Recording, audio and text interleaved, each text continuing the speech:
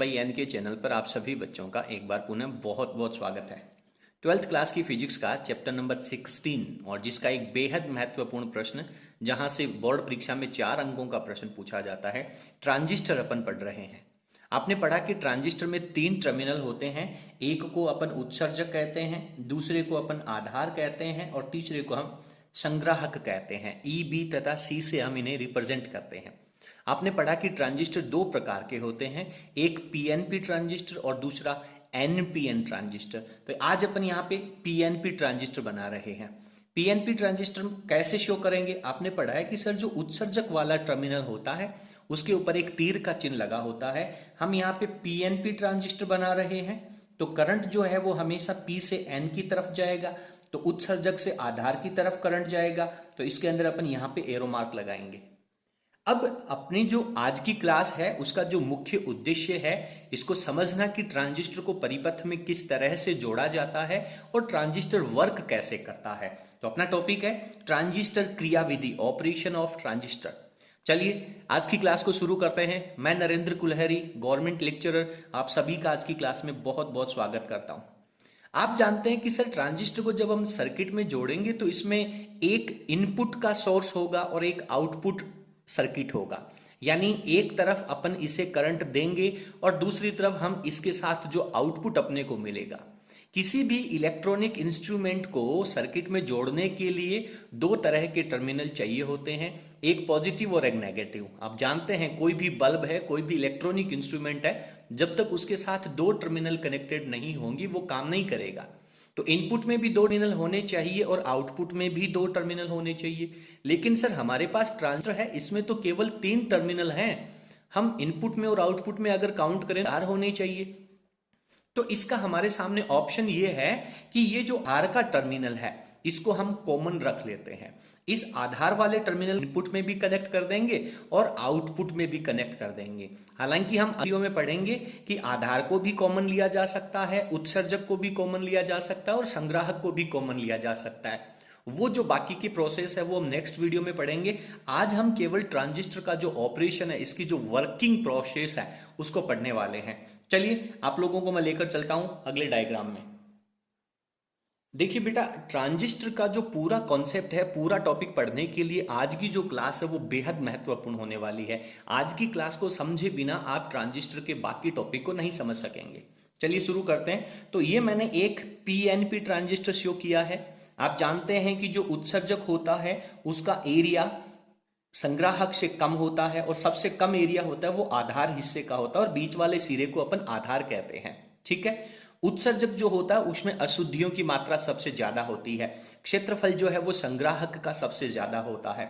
तो यहां पर मैंने ये जो आधार टर्मिनल है इसको इनपुट सर्किट के अंदर भी जोड़ दिया और आउटपुट सर्किट के अंदर भी जोड़ दिया। इसे हम कहेंगे उभयनिष्ठ आधार विन्यास। ठीक है। अब उत्सर्जक जो है वो आपका इनपुट सर्किट कनेक्ट करेगा, संग्राहक जो है वो आपका आउटपुट सर्किट कनेक्ट करेगा। पीएनपी ट्रांजिस्टर हमने लिया है तो उत्सर्जक और आधार के बीच में एक पीएन संधि बनेगी और आधार और संग्राहक के बीच में एक पीएन संधि बनेगी। यहां पे आप जानते हैं कि सर अर्धचालक जो होते हैं, चाहे वो पी प्रकार का अर्धचालक हो या फिर एन प्रकार का अर्धचालक हो, अर्धचालकों के अंदर विद्युत धारा का प्रवाह इलेक्ट्रॉन तथा होलों की वजह से होता है। पी प्रकार के जो अर्धचालक होंगे उनमें जो बहुसंख्यक आवेश वाहक होते हैं वो आपके होल्स होते हैं। ये आपने पी प्रकार के अर्धचालकों में पीएन संधि डायोड में अच्छे से पढ़ा। तो ये जो पी प्रकार का अर्धचालक मैंने यहाँ पे दर्शा रखा है, इसमें आप पढ़ पा रहे हैं अच्छे से कि सर इसमें होलों की संख्या बहुत ज्यादा है। ये बहुसंख्यक आवेश वाहक कहलाएंगे और अल्पसंख्यक आवेश वाहक के रूप में मैंने ये जो डॉट, रेड कलर का डॉट लगाया जिसे हम इलेक्ट्रॉन को रिप्रेजेंट कर रहे हैं।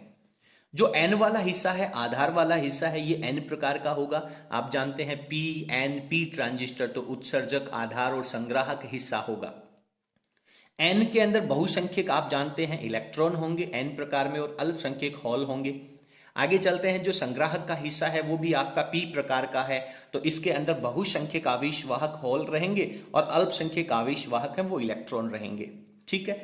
अपन जनरली क्या करते हैं कि जो इनपुट सर्किट होता है उसके बीच में जो पीएन संधि काम करेगी उसको हम हमेशा अग्र बायस में जोड़ेंगे। आपने जब पीएन संधि डायोड पढ़ा था तब आपने बहुत अच्छे से पढ़ा है कि अग्र बायस का मतलब क्या होता है।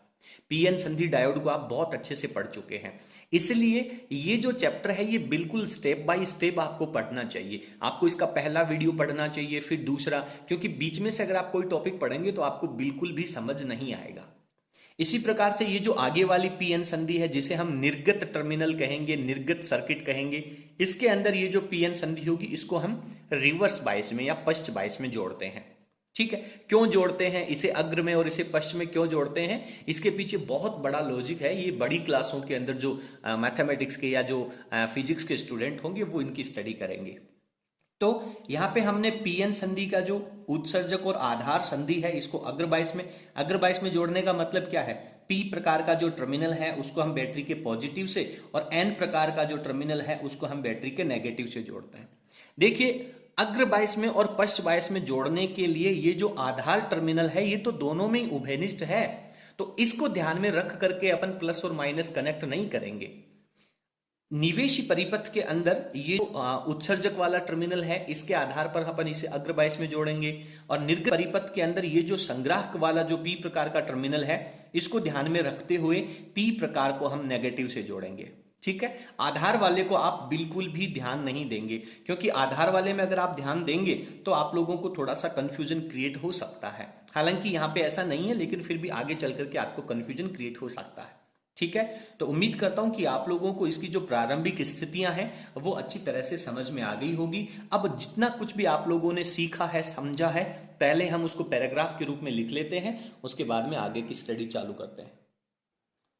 तो यहां पे हमने जो कहानी अभी सुनी थी उसके बारे में लिखा है कि एक पीएनपी ट्रांजिस्टर, ये आपके पास एक पीएनपी ट्रांजिस्टर है, उस पीएनपी ट्रांजिस्टर का जो उत्सर्जक और आधार है, उत्सर्जक और आधार की जो पीएन संधि है उसको अग्र बायस में, एवं आधार और संग्राहक के बीच की जो पीएन संधि है, आधार और संग्राहक जिसे हम बीसी कहेंगे, ये जो संधि है उसको हम उत्क्रम बायस में जोड़ते हैं, पश्च बायस में या रिवर्स बायस में अपन कहते हैं। रिवर्स बायस में जोड़ने का मतलब इसका जो पी हिस्सा है वो बैटरी के नेगेटिव से जुड़ा हुआ होगा। ठीक है, अब आगे की कहानी को अपन लिखते हैं, लेकिन पहले अपन इसको समझने का प्रयास करते हैं। बहुत ध्यान देकर के आप लोगों को समझना है, बार बार पढ़ने से ये टॉपिक क्लियर नहीं होगा, पहली बार में ही आपके फंडामेंटल बहुत अच्छे से क्लियर हो जाने चाहिए। चलिए क्या कहता, देखिए कि जैसे ही आप इस पीएन संधि को जोड़ेंगे, मेरी बात को बहुत ध्यान से सुनना, तो ये जो धनाग्र का टर्मिनल है, ये धनाग्र का टर्मिनल क्या करेगा, इन होलों को अपने से दूर प्रतिकर्षित करेगा। यानी ये सारे के सारे जो होल हैं वो इस धनाग्र टर्मिनल से प्रतिकर्षित होंगे, परिणाम स्वरूप ये सारे के सारे होल हैं वो आगे की तरफ गति करेंगे, और आगे की तरफ जब गति करेंगे तो बीच में कौन सा सिरा आएगा, आधार सिरा आ जाएगा। क्लियर है, इस तरह से ये जो होल हैं वो सारे के सारे आधार की तरफ गति करेंगे। ठीक है सर, लेकिन ये जो पॉजिटिव टर्मिनल है वो इस उत्सर्जक क्षेत्र के जो इलेक्ट्रॉन हैं जो कि अल्पसंख्यक हैं उनको अपनी ओर आकर्षित करेगा, अपनी तरफ खींचेगा, क्योंकि धनाग्र टर्मिनल है ये इलेक्ट्रॉनों के ऊपर ऋणावेश होता है, उनको अपनी तरफ आकर्षित करेगा। क्लियर है, अब देखिए ये जो होल हैं जो कि बहुत अधिक संख्या में हैं वो आगे की तरफ जब गति करेंगे तो ये आधार में पहुंचेंगे, और आधार हिस्सा जो है आपने पढ़ा है कि ट्रांजिस्टर का सबसे पतला हिस्सा होता है। तो ये जो होल जो आधार के अंदर प्रवेश करेंगे वो अधिकांश होल आगे आधार को पार करके और संग्राहक में पहुंच जाते हैं, क्योंकि आधार जो है वो बहुत पतला है, ये पीछे से त्वरित होकर के आते हैं, आधार को पार करके आगे संग्राहक में पहुंच जाते हैं। लगभग 98% होल हैं वो आगे संग्राहक में पहुंच जाएंगे, लेकिन 2% होल जो कि उत्सर्जक से आकर के होल में प्रवेश करेंगे, उनके 2% होल जो है वो इन इलेक्ट्रॉनों के साथ संयुक्त हो जाएंगे और उदासीन हो जाएंगे। मेरी बात को अच्छे से समझने का प्रयास करना। जैसे ही यहां का एक होल इस एक इलेक्ट्रॉन के साथ उदासीन होगा, यानी एक इलेक्ट्रॉन को नष्ट करेगा, उदासीन करने का मतलब है कि उसके आवेश का प्रभाव उदासीन हो जाएगा। तो जैसे ही एक इलेक्ट्रॉन को उदासीन करेगा, ठीक उसी समय ये जो Ve बैटरी है वीई बैटरी मतलब जो उत्सर्जक से जुड़ी हुई है उसके ऋणात्मक सिरे से एक इलेक्ट्रॉन गति करना शुरू करेगा और वो आधार सिरे के अंदर प्रवेश कर जाएगा। क्लियर है? यानी उत्सर्जक के जो 100 इलेक्ट्रॉन, जो 100 होल आगे की तरफ गए थे, उनमें से 98 होल तो संग्राहक में पहुंच गए। केवल 2% होल हैं वो आधार के इलेक्ट्रॉनों से उदासीन हो जाएंगे और जैसे ही यहां का एक इलेक्ट्रॉन उदासीन होगा, इस वीई बैटरी के नेगेटिव टर्मिनल से एक इलेक्ट्रॉन निकल करके यहां पर पहुंचेगा। अब आप कहेंगे कि सर वीई बैटरी है, इसके ऊपर एक इलेक्ट्रॉन की कमी हो गई, तो क्या होगा? जैसे ही ऋणाग्र से एक इलेक्ट्रॉन निकल करके आगे पहुंचेगा, ठीक उसी समय यहां इस उत्सर्जक में से एक इलेक्ट्रॉन गति करता हुआ इस बैटरी के धनाग्र पे पहुंच जाएगा। इसलिए यहां पे आवेश संरक्षण की घटना, आवेश संरक्षण का जो नियम है वो अप्लाई हो जाएगा। और जैसे ही यहां से एक इलेक्ट्रॉन निकलेगा, ठीक उसी समय इस उत्सर्जक में एक होल का निर्माण हो जाएगा, क्योंकि आवेश संरक्षण तो होना है। जब एक इलेक्ट्रॉन इस तरफ जा रहा है तो एक सहसंयोजक बंध टूटेगा और एक होल का निर्माण हो जाएगा। क्लियर है? अब आगे चलते हैं। यहां से 98 जो होल जो संग्राहक हिस्से में आए हैं वो आगे की तरफ गति करेंगे। क्यों करेंगे? क्योंकि ये जो बैटरी का नेगेटिव टर्मिनल है वो इसके होलों को अपनी तरफ आकर्षित करेगा। कुछ इस तरह से समझने का प्रयास करें आप। ये होलों को अपनी तरफ आकर्षित करेगा आगे की तरफ। लेकिन बेटा आप लोग जानते हैं कि अर्धचालकों के अंदर तो इलेक्ट्रॉन और होल दोनों गति करते हैं, लेकिन ऐसा तो नहीं हो सकता कि ये होल जो है वो यहां से निकल करके और इस चालक तार के अंदर गति करना शुरू कर दे, क्योंकि चालक पदार्थों के अंदर तो आवेश का प्रवाह केवल इलेक्ट्रॉन के रूप में होता है। समझ रहे हैं मेरी बात? तो क्या होगा कि जैसे ही ये होल यहां से चलता हुआ इस सी टर्मिनल के ऊपर पहुंचेगा, इतने में इस इलेक्ट्रॉन, इस नेगेटिव टर्मिनल से एक इलेक्ट्रॉन निकल करके आएगा और वो आकर के इस एक होल को यहां पे उदासीन कर देगा। अब आप कहेंगे कि सर इसके एक टर्मिनल के ऊपर एक इलेक्ट्रॉन की कमी होगी। वो इलेक्ट्रॉन की जो कमी है वो कैसे पूरी होगी? सुनना ध्यान से। जैसे ही एक इलेक्ट्रॉन निकल करके इस संग्राहक के ऊपर पहुंचता है, ठीक उसी क्षण इस उत्सर्जक हिस्से में से एक इलेक्ट्रॉन निकलेगा और वो यहां पे एक होल का निर्माण कर देगा। क्योंकि प्रारंभ में यहां पे जो होलों की संख्या थी वो धीरे धीरे आधार को पार करके जा रही है, तो इसका मतलब ऐसा तो नहीं हो सकता कि इसके सारे के सारे होल पार करके चले गए। यहां पे होलों का निर्माण भी तो होना चाहिए ना। लगातार धारा प्रवाह के लिए होल जिम्मेदार हैं, तो होलों का उत्पादन भी तो होना चाहिए। तो वो होलों उत्पादन कैसे होगा? जैसे ही एक इलेक्ट्रॉन यहां से निकल करके इस संग्राहक पे पहुंचेगा, ठीक उसी क्षण इस उत्सर्जक में से एक इलेक्ट्रॉन निकल करके और वो यहां से चलता हुआ इस बैटरी के पॉजिटिव पे आएगा और एक इलेक्ट्रॉन जब यहां से निकले तो उत्सर्जक के अंदर एक होल का उत्पादन कर देगा। और जैसे ही यहां से एक इलेक्ट्रॉन निकल करके बैटरी के पॉजिटिव पे पहुंचेगा, बैटरी के नेगेटिव से एक इलेक्ट्रॉन निकलेगा और वो इलेक्ट्रॉन आकर के इस वीसी बैटरी के पॉजिटिव पे पहुंच जाएगा। तो इस प्रकार से वीई बैटरी के ऊपर आवेश संरक्षण की घटना घटित होती है। वीसी बैटरी के ऊपर भी आवेश संरक्षण होता है और इन अर्धचालकों के अंदर भी आवेश का संरक्षण होता है। ठीक है, अब यहां पे क्या होगा कि इसके जो इलेक्ट्रॉन है वो आपके उत्सर्जक हिस्से की तरफ गति करेंगे, उत्सर्जक हिस्से की तरफ गति करेंगे और इसके जो होल हैं वो आपके संग्राहक हिस्से की तरफ गति करेंगे। ठीक है, इसी प्रकार से इसके जो इलेक्ट्रॉन हैं वो इस तरफ गति करेंगे। हालांकि इसके अंदर इलेक्ट्रॉनों की संख्या क्या है? बहुत कम है।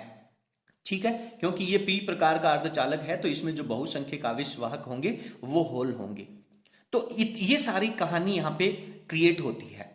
अब अपन यहां पे क्या लिखेंगे कि इस बैटरी की वजह से ये जो होल है वो आगे की तरफ जाएंगे। 98% होल है वो आधार को पार करके संग्राहक में पहुंच जाएंगे और इसके अंदर धारा प्रवाहित होती है। और यहां पे देखो कौन गति करेगा? इस पॉजिटिव टर्मिनल से एक इलेक्ट्रॉन जो है वो यहां से उत्सर्जक से निकल करके पॉजिटिव टर्मिनल पे आएगा और इलेक्ट्रॉन के प्रवाह के विपरीत दिशा में विद्युत धारा का प्रवाह होता है। तो यहां से निकलने वाले जो इलेक्ट्रॉन है वो एक तो आधार वाले हिस्से की वजह से भी इलेक्ट्रॉन निकल रहा है और एक इस संग्राहक बैटरी का जो नेगेटिव टर्मिनल है वहां से इलेक्ट्रॉन जब पहुंचेगा तो उसकी वजह से भी इलेक्ट्रॉन निकल रहा है। तो यदि हम इन तीनों सर्किट के अंदर तीनों भागों में इलेक्ट्रॉन, चूंकि ये चालक हैं और चालकों में तो आवेश का प्रवाह इलेक्ट्रॉन की वजह से होगा और इलेक्ट्रॉन के विपरीत दिशा में ही विद्युत धारा प्रवाहित होगी। तो आप मेरे को बताएं कि ये जो ई वाला टर्मिनल है, ये बी टर्मिनल है और ये जो सी टर्मिनल है, इनमें से सबसे ज्यादा इलेक्ट्रॉन किस में गति करेंगे? सर उत्सर्जक वाला हिस्सा है, इसमें यहां से आधार की वजह से भी इलेक्ट्रॉन आ रहे हैं, संग्राहक की वजह से भी इलेक्ट्रॉन आ रहे हैं, तो सबसे ज्यादा जो इलेक्ट्रॉन है वो उत्सर्जक टर्मिनल में प्रवाहित होंगे, जिसके विपरीत दिशा में उत्सर्जक धारा प्रवाहित होगी। इस प्रकार उत्सर्जक धारा का जो मान है वो इन दोनों से ज्यादा होगा। ठीक है, और यहां पे कुछ एक इलेक्ट्रॉन जो हैं वो आधार की तरफ जा रहे हैं, क्योंकि यहां से जब एक इलेक्ट्रॉन निकल करके यहां पे आएगा तो उस समय यहां पे एक सहसंयोजक बंध टूटेगा, इलेक्ट्रॉन निकल करके बैटरी के पॉजिटिव पर और इस बैटरी के नेगेटिव से इलेक्ट्रॉन निकल करके वो डायरेक्ट यहां पे पहुंच जाएगा। ठीक है, और अधिकांश जो होल हैं, यहां पे तो कितने प्रतिशत होल आ रहे हैं? केवल 2% होल जो हैं वो इलेक्ट्रॉनों से युग्म कर रहे हैं, लेकिन 98% होल आगे पहुंच रहे हैं। तो 98% इलेक्ट्रॉन यहां से आएंगे, 2% इलेक्ट्रॉन यहां से आएंगे और उन दोनों के संरक्षण नियम को पालन करने के लिए 100% इलेक्ट्रॉन यहां से आएंगे। तो इस परिपथ में बहने वाली जो सबसे ज्यादा धारा होगी वो उत्सर्जक धारा, सबसे कम धारा होगी वो आधार धारा और इन दोनों के बीच में होगी वो संग्राहक धारा। और अंत में चल करके अपन ये कहेंगे कि उत्सर्जक धारा का जो योग मान है वो आधार और संग्राहक दोनों विद्युत धाराओं के योग के बराबर होता है। आप अच्छे से पढ़ भी रहे हैं, देखिए ये दोनों धाराएं हैं वो बाहर निकल रही हैं, इन दोनों का योग और ये धारा अंदर की तरफ प्रवेश कर रही है, तो इसका मान, और यहां पे किरचॉफ का जो संधि नियम है उसका भी पालन होगा। क्लियर है? तो उम्मीद करता हूं कि आप सभी को यह कहानी बहुत अच्छी तरह से समझ में आ गई होगी। अब अपन इसके आगे के नोट्स लिखते हैं और इसी पूरी प्रक्रिया को अब हमने शब्दों के रूप में लिखा है। चलिए एक बार पुनः इन्हें समझने का प्रयास करते हैं। चूंकि ईबी संधि अग्र 22 में है, ये जो ईबी संधि है वो अग्र 22 में है, अतः इसके होल, यानी ये अग्र 22 में है तो धनाग्र की वजह से इसके होल, क्योंकि इसमें बहुसंख्यक होल हैं, वो प्रतिकर्षित होंगे और वो आधार की तरफ प्रवेश करते हैं, गति करते हैं, अतः इसके होल आधार की तरफ प्रवाहित होते हैं। आधार बहुत पतला होता है। देखिए हमने यहाँ पे बहुत कम शब्दों को लिखने का प्रयास किया है, क्योंकि पूरी कहानी को यदि आप कॉपी में नोट्स में लिखेंगे तो बहुत बड़ा प्रोसेस हो जाता है। एग्जामिनर को भी इतना कुछ समझाने की जरूरत नहीं है। एग्जामिनर आपकी लैंग्वेज देख करके बहुत अच्छे से समझ जाएगा कि बच्चे के फंडामेंटल्स हैं वो क्लियर हैं या नहीं है। इसलिए आप लोगों को पूरी कहानी यहाँ पे ना लिख करके केवल जो टेक्निकल टर्म्स होती हैं वही आप लोगों को नोट्स में लिखनी चाहिए। ठीक है, तरफ प्रवाहित होते हैं, आधार बहुत पतला होता है, इसलिए इसमें से अधिकांश होल, कितने, लगभग 98%, किसको, आधार को पार करके संग्राहक पर पहुंचते हैं और लगभग 2% होल जो हैं वो आधार के इलेक्ट्रॉन से संयोग करते हैं। बिल्कुल क्लियर है कहानी? यहां से जो 100 होल निकलेंगे उसमें से वो 98% होल इस आधार को पार करके संग्राहक में पहुंच जाएंगे और 2% होल जो हैं वो इस आधार भाग में जो बहुसंख्यक आवेशवाहक इलेक्ट्रॉन हैं उनसे संयोग करके उदासीन हो जाते हैं। ठीक है, चलिए आगे चलते हैं। पहले आप स्क्रीन को पॉज करके जितना यहां तक कुछ लिखाया है उसको प्लीज आप अपने नोट्स के अंदर उतार लीजिए, फिर आगे चलते हैं। इसके बाद में हमने आगे लिखा है कि जैसे ही एक होल आधार के करता है तभी, चित्र में आप देख सकते हैं, तभी वीई बैटरी जो है उसके ऋणाग्र से एक इलेक्ट्रॉन निकल करके जो आधार के इलेक्ट्रॉन में कमी हुई थी, जो एक इलेक्ट्रॉन निकल करके आधार में प्रवेश कर जाता है। यानी जो होल के संयोग करने से आधार के इलेक्ट्रॉनों में जो कमी हुई थी उस कमी को वीई बैटरी पूरा कर देती है। और इसी उत्सर्जन से, इसी समय, यानी ठीक इसी समय जो उत्सर्जक वाला हिस्सा है उसमें से एक इलेक्ट्रॉन जो है, एक इलेक्ट्रॉन वो होल का निर्माण करके, होल का उत्पादन करके बैटरी वीई के धनाग्र पर पहुंचता है। यानी एक होल का जो संयोग हुआ था आधार में, होल में कमी हुई थी, तो एक उत्सर्जक का एक इलेक्ट्रॉन निकलेगा और एक होल का निर्माण करेगा। ठीक है, तो उत्सर्जक हिस्से के अंदर होलों का उत्पादन शुरू हो जाता है, उत्पादन यानी होलों में कमी नहीं रहती है। ठीक है, जो होल आधार को पार करके संग्राहक पे प्रवेश करते हैं और संग्राहक जो आधार संधि है, पीछे वाली जो संधि है, वो आपकी उत्क्रम अभिनति में होती है, और उत्क्रम अभिनति में होने से यह होल किस पे पहुंच जाते हैं, टर्मिनल सी पे पहुंच जाते हैं। लेकिन सी पे पहुंचने के बाद में आगे चालक तार में तो प्रवेश नहीं कर सकते, क्योंकि चालकों में तो आवेश का प्रवाह किसकी वजह से होता है, इलेक्ट्रॉनों की वजह से होता है। तो ये जो होल है वो टर्मिनल जब सी पर पहुंचते हैं उसी क्षण Vc जो बैटरी है, जो कि पीछे वाले या निर्गत टर्मिनल में जुड़ी हुई, निर्गत परिपथ में जुड़ी हुई है, Vc के ऋणाग्र से एक इलेक्ट्रॉन निकल करके C के ऊपर आता है और वो जो होल था, जो आधार को पार करके आया था, उसको उदासीन कर देता है। और इस प्रकार से Vc बैटरी में एक इलेक्ट्रॉन की कमी हो गई ना, तो उस इलेक्ट्रॉन की कमी को पूरा करने के लिए इसी क्षण उत्सर्जक का जो हिस्सा है, उत्सर्जक में जो p प्रकार के अर्धचालक हैं, वहां से एक इलेक्ट्रॉन निकलेगा और वो इलेक्ट्रॉन होल का उत्पादन करेगा, होल को उत्पन्न करके बैटरी Ve के धनाग्र पे पहुंचता है। अब बैटरी Ve का जो धनाग्र है उसके ऊपर एक इलेक्ट्रॉन की क्या हो गई, अधिकता हो गई, एक इलेक्ट्रॉन ज्यादा हो गया ना। तो वो बैटरी क्या करेगी, एवं इसके ऋणाग्र से, बैटरी के नेगेटिव टर्मिनल से एक इलेक्ट्रॉन निकल करके जो बैटरी पीछे वाली Vc है उसके धनाग्र के ऊपर पहुंच जाता है। ठीक है, निकल करके बैटरी Vc के धनाग्र के ऊपर पहुंचता है।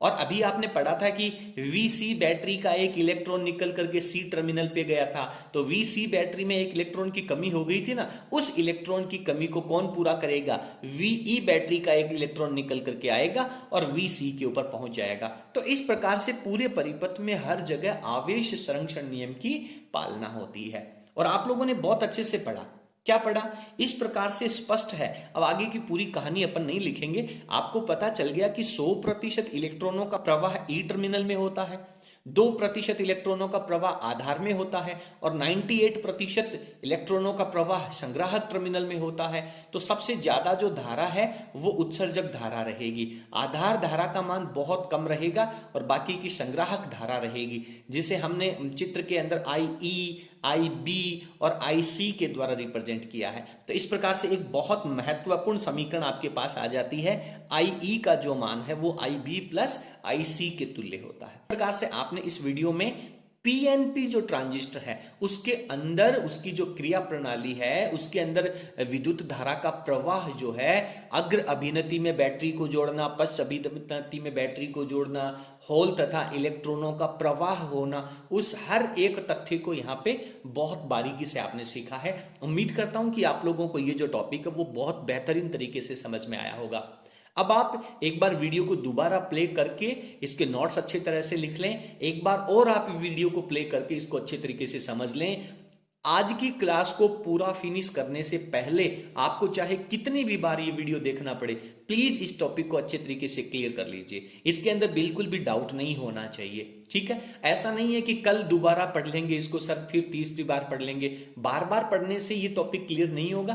पहली बार में ही ये टॉपिक अच्छे से क्लियर हो जाना चाहिए, टॉपिक अच्छे तरीके और अच्छे तरीके से आपके दिमाग में वो डायग्राम घूमना चाहिए। हर एक प्रोसेस के ऊपर आप लोगों को मनन करना है, ठीक है। इसके बाद में इसी प्रकार से आप लोगों को एनपीएन ट्रांजिस्टर जो है उसके अंदर विद्युत धारा का प्रवाह, उसकी जो कार्य प्रणाली है वो भी आप लोगों को सीखनी है। नोट हमने डाला है, एनपीएन ट्रांजिस्टर जो है उसकी क्रियाविधि को इसी प्रक्रिया के आधार पर समझा जा सकता है। इसके लिए आप प्लीज एक बार अपनी जो बुक है, पाठ्य पुस्तक है या आपके पास जो भी रेफरेंस गाइड है उसको आप प्रेफर कर लीजिए। एनपीएन ट्रांजिस्टर की वजह से जो कार्य प्रणाली है उसको समझ लीजिए। यदि आप लोगों को अच्छे से समझ में आता है तो बहुत बढ़िया बात, अन्यथा मुझे आप लोगों के कॉमेंट्स का इंतजार रहेगा। अगर आप लोग कहेंगे तो मैं आप लोगों को एनपीएन ट्रांजिस्टर की जो कार्य प्रणाली है वो भी दोबारा एक्सप्लेन कर दूंगा। क्लियर है? उम्मीद हूं कि आपको ये वीडियो पसंद आएगा। अगर आपको ये वीडियो पसंद आया तो प्लीज आप वीडियो को लाइक करें।